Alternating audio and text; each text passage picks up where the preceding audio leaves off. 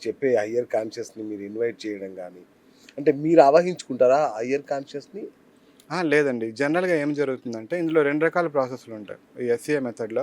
ఒకటి direct session ఉంటది. రెండోది సర్రగేట్ మెథడ్ ఉంటదనమాట. అచ్చా! డైరెక్ట్ మెథడ్ అంటే ఇప్పుడు ఫర్ ఎగ్జాంపుల్ మీరు మీ ప్రాబ్లమ్ కోసం సెషన్‌కొచ్చారనుకోండి. అవును. మీరే సెషన్‌లోకెళ్తారు. మీరే పాస్ట్ లైఫ్‌లోకెళ్తారు.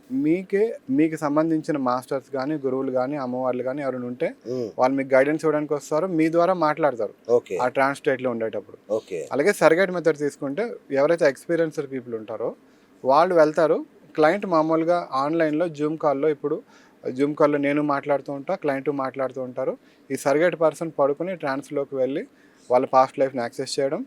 అలాగే హైయర్ కాన్షియస్ స్టేట్‌కి వెళ్ళేటప్పుడు ఓహ్! వాళ్ళకి సంబంధించిన గురువులు, మాస్టర్స్ ఎవరైనా వాళ్ళొచ్చి కనెక్ట్ అవ్వచ్చు. అలా మాట్లాడతారు. అంటే ఏంటి ఆ క్లయింట్‌కి సంబంధం ఉండాలి. ఆ గురువులతో గాని, మాస్టర్స్‌తో గాని, అచ్చచ్చచ్చా! ఆ కుటుంబంలో ఎవరైనా అమ్మవార్లతో గాని అయ్యుండాలి. ఆ! ఉండాలి.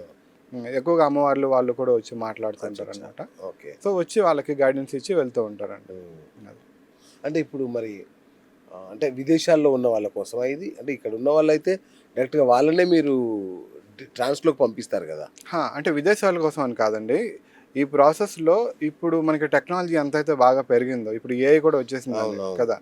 ఏఐ వచ్చేసి ఇంత అడ్వాన్స్ అయిపోయి ఫ్యూచర్‌లో ఏఐ అనేది ఎలా మారిపోతుందో, లేకపోతే ప్రపంచాన్ని పరిపాలిస్తుందో అనేది మనకింకా కరెక్ట్. తెలియకుండా అంత రేంజ్‌లోకి వెళ్ళిపోయింది టెక్నాలజీ అవును. కదా! అవును.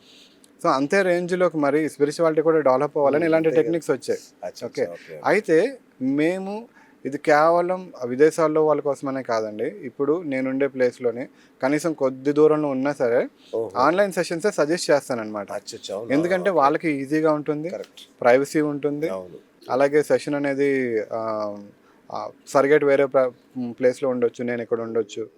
సో, అంతా ఈజీగా ఉండడం కోసం అని చెప్పి మేము ఎక్కువ 95% ఆన్‌లైన్ సెషన్సే చేస్తున్నాం. Wonderful sir. Wonderful. Right. Sir Guruji నాకు ఇంకొక డౌట్ ఏంటంటే నేను కొందరిని చూసాను భార్యాభర్తలు అప్పటిదాకా అత్యంత ఆత్మీయంగా, అన్యోన్యంగా అసలు ఒకరి కోసమే ఒకరు పుట్టినట్టుగా ఉంటారు. ఒక ఫైన్ మార్నింగ్ బద్ధ శత్రువుల్లాగా మారిపోతారు. నేను చాలామంది అంటే 20 ఏళ్ళు, 25 ఏళ్ళు కాపురం చేశాక కూడా విడిపోయిన జంటల్ని చూశాను. ఇదెందుకు జరుగుతది గురూజీ? జనరల్‌గా నా దగ్గరకొచ్చే క్లయింట్స్‌లోనే ఒక్కొక్కళ్ళకి ఒక్కొక్క రీజన్ ఉంటదండి. ఇప్పుడు ఫర్ ఎగ్జాంపుల్ మనమే ఉన్నాం. మనకేంటి ఒక చదువుకునే టైంలో ఎవరైనా సరే ఒక అబ్బాయికి ఒక అమ్మాయి అంటే చాలా ఎక్కువ అవును. లవ్ చేసి ఉండొచ్చు. అది అవును. బ్రేకప్‌లో అయ్యి ఉండొచ్చు. పెళ్ళికి ముందు కూడా కొన్ని బ్రేకప్స్ అయిపోతూ ఉంటాయి. అవును. సో, అలాంటప్పుడు వాళ్ళు ఇంకా ఈ అమ్మాయితోనే నేను లైఫ్ లీడ్ చేయాలనుకుంటున్నాను అని అనుకునేటప్పుడు వాళ్ళు నెక్స్ట్ లైఫ్‌లో మళ్ళీ కొంతకాలం పార్ట్నర్స్‌గా రావడం. ఓకే. హ్మ్. అది కొంతకాలం అంటే టైమ్ బేస్డ్ కాంట్రాక్ట్స్ కొన్నుంటాయి. అంటే అచ్చచ్చచ్చా! లైఫ్‌లో మెయిన్ పర్పస్ ఏదైతే ఉంటదో, మెయిన్ పర్పస్‌లో ఒక లైఫ్ పార్ట్నర్ ఉంటూ, హ్మ్. కొన్ని సందర్భాల్లో ఇలాంటివి కూడా వస్తుంటాయన్నమాట. ఓహ్! టైమ్ బేస్డ్ కాంట్రాక్ట్స్ ఇవి. Time based contracts. ఇప్పుడు టైంలోని చాలా ఎక్కువ మంది విడాకులు అయిపోతున్నారు. అవును. బాగా. ఓకే. లేకపోతే చాలా ఎక్కువ అఫైర్‌లొస్తున్నాయి. అవును. ఇవన్నిటికి కూడా అదే రీజన్ అనమాట. ఓకే. అచ్చచ్చచ్చ! పాత ఉన్న ఏవైతే కొన్ని గత కోరికలుంటాయో జన్మయి గావచ్చు, ఆ! ఇప్పటియి గావచ్చు కానీ ఆ! అంటే ఎవరైనా ఒక కోరిక కోరుకొని కరెక్ట్. నేను కరెక్ట్. నా లవర్‌తో మ్యారేజ్ అనుకున్నాను. కానీ పేరెంట్స్ ఒత్తిడి ద్వారా ఈ అమ్మాయిని నేను మ్యారేజ్ చేసుకున్నాను పార్ట్నర్‌గా. అవును. నెక్స్ట్ లైఫ్ ఉంటే నేను ఆ అమ్మాయితో ఉండాలి అనుకునేటప్పుడు కొంతకాలం అది ఇది కూడా ఈ లైఫ్‌లో జరగొచ్చనమాట. ఓహ్! అలాంటి ఛాన్సెస్ ఉంటాయండి. అలా ఓకే. ఉన్న కేసెస్ కొన్నొచ్చాయి మాకు. Right sir. అట్లనే ప్రేమికులుంటారు గదా! వీళ్ళు గూడా చాలామంది అబ్బాయిలు గాని, అమ్మాయిలు గాని వాళ్ళు మంచోళ్ళయి ఉంటారు. అందగత్తెలు, అందగాళ్ళయి ఉంటారు. మంచి సంపన్న కుటుంబాలయి ఉంటాయి. ఎన్నో ఉంటాయి. అయినా తరచూ ప్రేమలు విఫలమైపోతుంటాయి. దీనికి కారణం ఏంటి? చాలా మంచి ప్రశ్న అండి ఇది కూడా. సార్. ఎందుకంటే కొంతమందికి ఇలా రిపీటెడ్‌గా జరుగుతూ ఉంటది. అవును. ఎందుకు జరుగుతూ ఉంటదంటే నా దగ్గరకు ఒక క్లయింట్ వచ్చారండి. ఆయనకి 3 సార్లు లవ్ ఫెయిల్యూర్ అయ్యి హ్మ్. తర్వాత మ్యారేజ్ ఒకసారి ఫెయిల్యూర్ అయ్యి వచ్చింది. ఏంటసల నాకెందుకు ఇలా జరుగుతుంది అని చెప్పి అతనికొస్తే ఆయనకి పాస్ట్ లైఫ్ తీసుకెళ్ళడం జరిగింది. పాస్ట్ లైఫ్‌లో ఆయనకి ఫాదర్ లేరు. ఓకే. ఓకే. ఫాదర్ లేరు. ఆయన ఓన్లీ మదర్‌తో పెరిగేటప్పటికి హ్మ్. ఆయనకి ఇంటర్నల్‌గా ఒక సైకలాజికల్‌గా ఎలాంటిది క్రియేట్ అయిందంటే, నాకు ఫాదర్ ప్రేమ లేదు. అసలు నేను ప్రేమకు అర్హుడిని కాదు. ఎవరైతే మదర్ ఉన్నారో ఆమె కూడా అంతంత మాత్రంగానే లవ్ చూస్తుంది. చూపించడంతో, ఆ! నేను ప్రేమకు అర్హుడిని కాదు. నన్నెవరు ప్రేమించరు. హ్మ్. నేను సరిగ్గా ఎవరిని ప్రేమించలేను. అని ఒక గట్టిగా ఆ లైఫ్ అంతా ఆయన ఒక ట్రామాని క్రియేట్ చేసుకొని అలాగే ఆయన చనిపోతూ అది నెక్స్ట్ లైఫ్ కూడా కన్వర్ట్ అయిందనమాట. సో ఈ లైఫ్లో కూడా ఆయన ఎవరిని చూసినా ఆయన సరిగ్గా ప్రేమించలేడు. ప్రేమించడానికి ట్రై చేసినా సరే ఆయన ఇప్పుడు ఒక ఇది ఉంటుంది కదండి, దాన్ని ఏమంటారు, లైక్ అట్రాక్ట్స్ లైక్ అన్నట్టుగా. ఇప్పుడు అయస్కాంతంలోని సేమ్ ధృవాలే ఆకర్షించుకుంటాయి అనేటట్లుగా.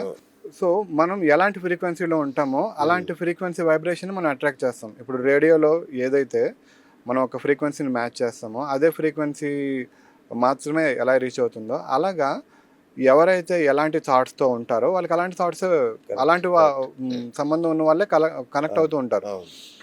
ఇతను ఎప్పుడేంటి నేను ప్రేమకు అర్హుడిని కానేమో అని ఒక ప్రేమించడం మొదలుపెట్టి ఇది ఫెయిల్ అయిపోతుందేమో, ఏమైనా నన్ను రిజెక్ట్ చేస్తుందేమో అని అతను థింకింగ్ చేస్తూ అతను చేసే పనులు కూడా అలాగే జరుగుతూ వాళ్ళు అలాగే రిజెక్ట్ చేయడం, అది ఫెయిల్ అయిపోవడం అదంతా జరిగిందనమాట.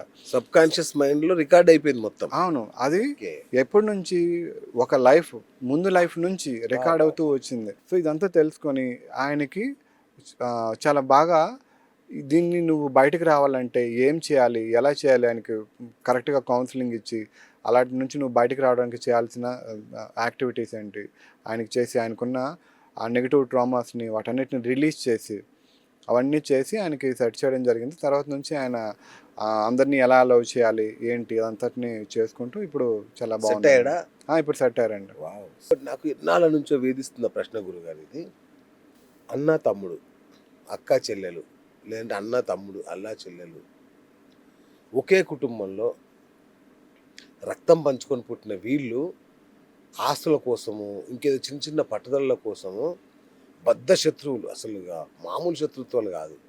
ఇట్లా ఎట్లా అవుతారు గురుగారు అసలు?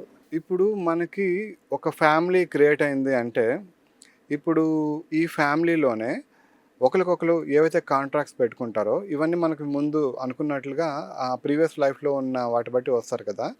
సో ఒక సోల్ ఇవాల్యూషన్ చేసే దాంట్లో వాళ్ళకున్న కాంట్రాక్ట్స్ ఎలా ఉంటాయి, ఒక పాస్ట్ లైఫ్లో ఎవరైనా సరే ఒక మోసం చేయడం కానీ లేకపోతే అలాంటివన్నీ జరిగాయి అనుకోండి, వాళ్ళు వీళ్ళకి అన్నదమ్ములుగా వస్తారనమాట. ఓకే, లేకపోతే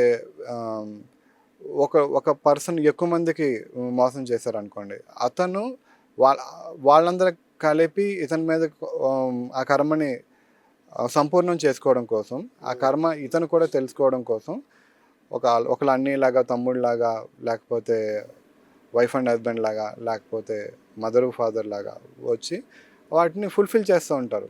ఓకే, సో ఏదైనా సరే మనకి ఒక రిలేషన్షిప్ అనేది క్రియేట్ అయింది అంటే ఆ రిలేషన్షిప్ ఖచ్చితంగా ఒక తీవ్రమైన ఒక పాస్ట్ లైఫ్ బాండింగ్తో మాత్రమే వాళ్ళతో రిలేషన్షిప్ అనేది క్రియేట్ అవుతుందండి. అందులో మనకి పాజిటివ్స్ ఉంటాయి, నెగిటివ్స్ ఉంటాయి, అన్ని రకాలుగా ఉంటాయి అన్నమాట.